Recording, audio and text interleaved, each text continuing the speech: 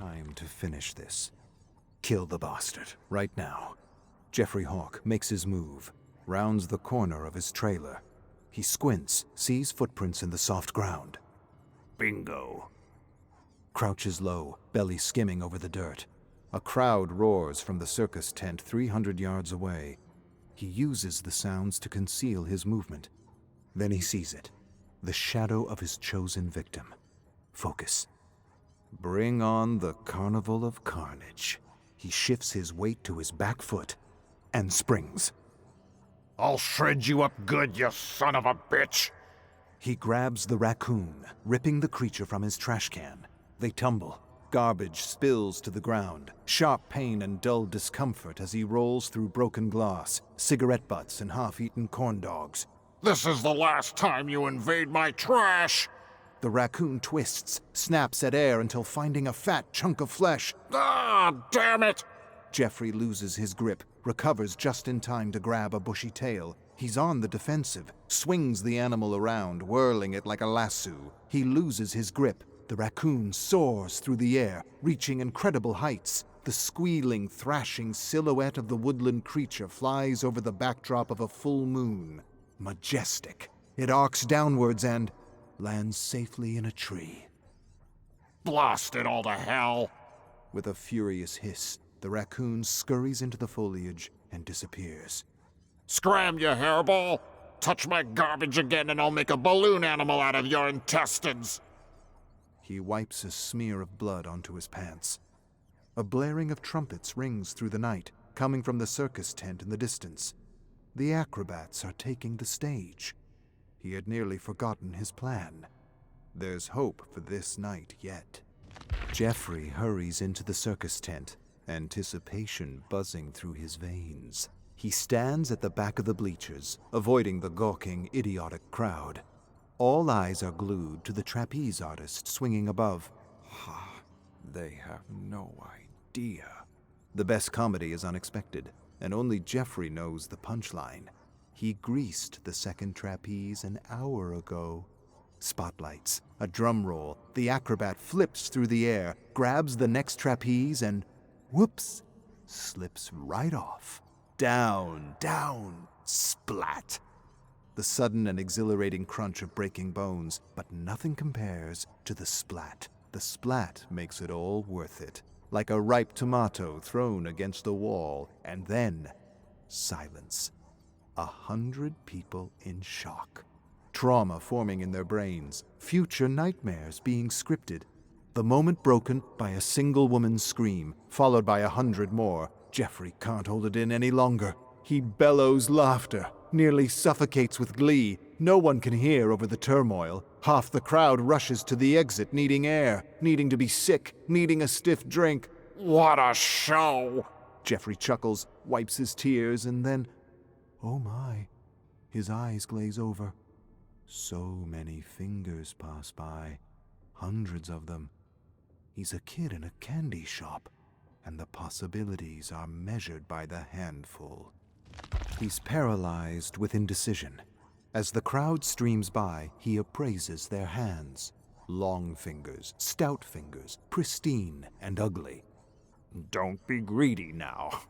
You get one. Gotta keep things quiet. The fuzz will be snooping after the trapezist's accident. He spots a candidate worth his attention. 3 inches on the left hand of a young woman. Smoother knuckles than the norm. What does it taste like? Candy apple, maybe. Or brass. Why brass?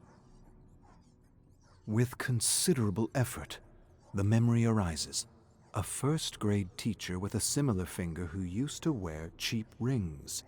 He was a brat, but she was too hard on him. A burst of endorphins tickles his spine. How would he immortalize this stand-in for his first-grade teacher? A sharpened pencil to her jugular? Stupid, obvious, pandering to irony, but also satisfying in its cartoonish simplicity. Wait, what about the plump man with plump fingers? Thick sausages ready to burst with the slightest pinprick. A reminder of the mailman who yelled at him for flinging dog crap at a car. Bastard! I was just a kid having fun. could fry up that finger and feed it to the local mutt. The fantasy is liberating, a righting of wrongs. And then, he sees it. The one. He shudders, recoils like he's seen a ghost, but is suddenly drawn to it, unable to look away. It's the finger he's always searched for, always longed to make his own. Attached to a hand, to an arm, to a man with a very stupid mustache. He has found it. The finger of chaos. Jeffrey is fixated on the mustached man's finger as he walks by. So close he can taste the alcohol-soaked sweat between the joints. He knew a finger just like it, in a different life, before the circus. He's 7 years old, in his bedroom, playing with a plastic army man. He throws it against the wall, bites its head till his tooth hurts. But then, the unexpected. Chaos awakens. His father shouts from the living room with a booming voice. Jeffrey retreats to his closet. He hears his father coming down the hall, each step louder. Hide! He buries himself under a pile of dirty clothes and shuts his eyes. The closet door swings open. The odor of cheap beer floods in as a large hand grabs him, pulls him. Why? Why, you little shit? Branson says you kicked his damn dog. That true? Jeffrey's too afraid to say the words forming in his head. It's true. I walloped the smelly mutt good. Don't know why. Just something like a reaction. Don't get twisted about it. Ain't nothing different I could have done. His father shoves his finger straight into Jeffrey's face. Speak up, you damned idiot! You think I want to be stuck with you? The finger. Thick, oddly straight. A knuckle with ridges upon ridges of loose skin. A chipped nail that lends it personality. Your mom would have hated you. You listening? Jeffrey can't look his father in the eyes. He retreats to his imagination. Hack off his finger, Jeffrey. Make Dad cry. Make the blood spurt. Point the finger right back in his face and laugh. Laugh, Jeffrey. His father looks ready to burst as his face reddens. This funny to you? You some kind of clown? Keep laughing and see what happens. And though Jeffrey fears his punishment, he can't get the bloody thoughts out of his head, so he laughs and laughs. Jeffrey examines Mustache's finger as the crowd jostles around the circus tent. On his hand, a finger, thick, oddly straight, knuckles with ridges of loose skin, and yes, even a chipped nail. It may not be the original, but damn, it'll do nicely. Jeffrey barrels through the crowd, keeping an eye on the mustached man and his index finger. He pushes a lady aside, strong-arms a man. Move along, you jerks! Everyone's too disturbed by the acrobat's death to be upset by a clown's social faux pas. It'll be days before it crosses anyone's mind. Did that clown really elbow an old woman in the face? Jeffrey spots Mustache walking through the fairgrounds. Tents, Ferris wheels, and food booths have gone dark, closed for the night. The scent of deep fryers and popcorn is still thick in the air. Mustache breaks from the crowd. Perfect. Time to get to work. Jeffrey disappears into cover. Despite his size, despite his bright, gaudy clothing, he naturally slinks through the shadows. His anger over the raccoon infiltrating his garbage has fizzled away. There is only one creature of the night that lives here. His name is Jeffrey Hawk. The hunt begins. This is Jeffrey's moment. The anger and revulsion fades, if only for a few minutes, allowing him to exist in comfort. He doesn't stumble or slow as he stalks through the deep darkness. Takes sure, steady steps. He wants to remember this moment. It's simple. One man with a wonderful finger. One clown that's going to kill him.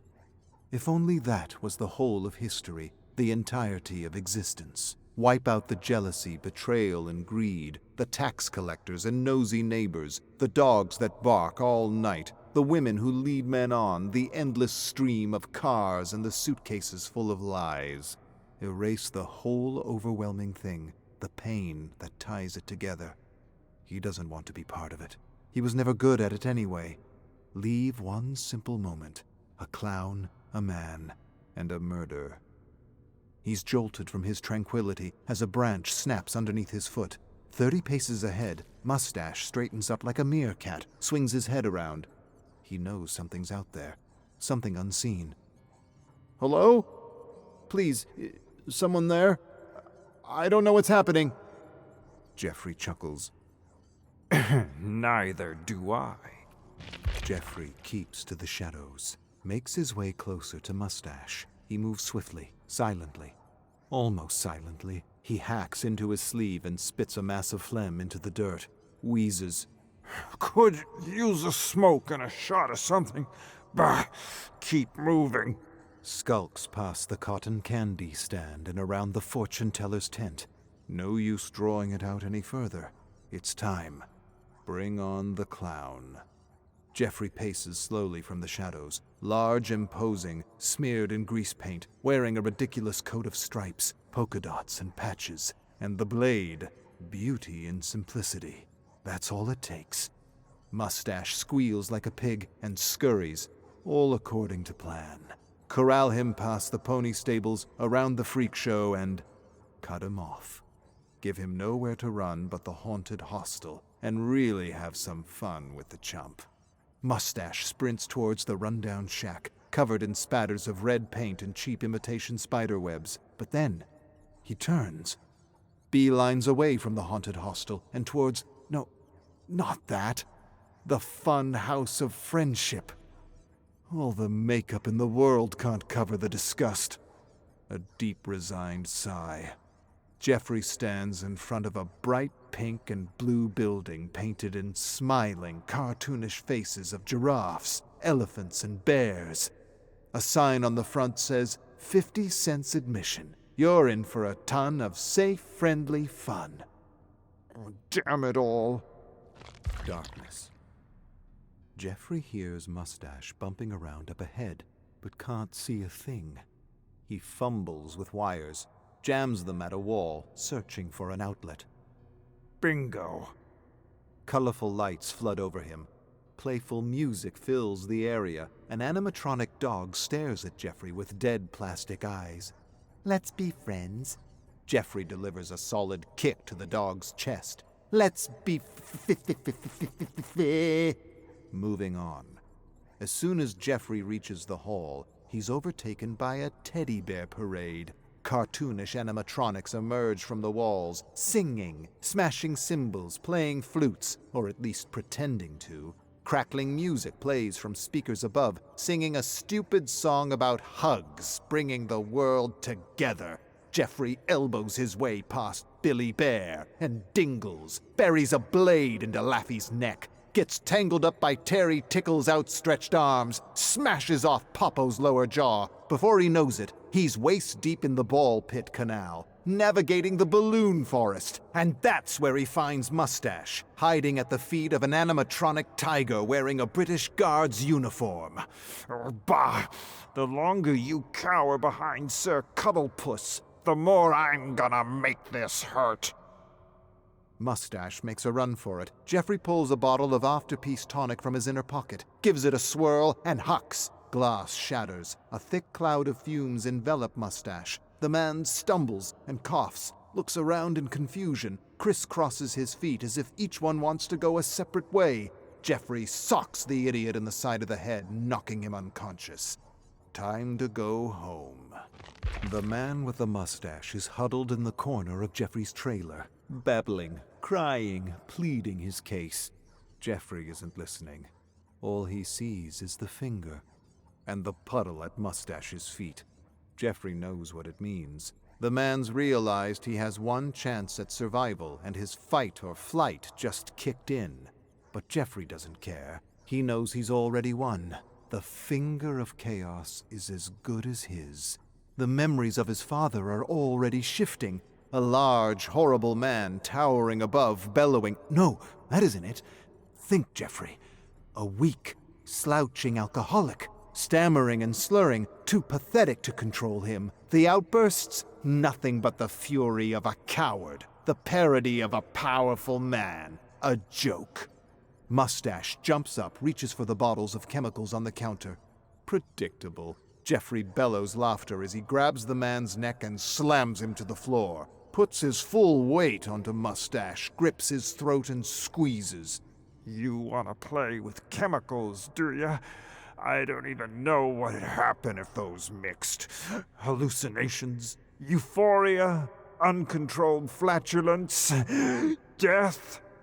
Jeffrey thinks this over as he repeatedly smacks Mustache's head into the floor. They all sound like hilarious endings, and why not add some uncertainty to the mix? He doesn't need to fear chaos anymore. He can handle it, and hell, he deserves a little fun. You want to play one last game? Okay, Mustache, let's play.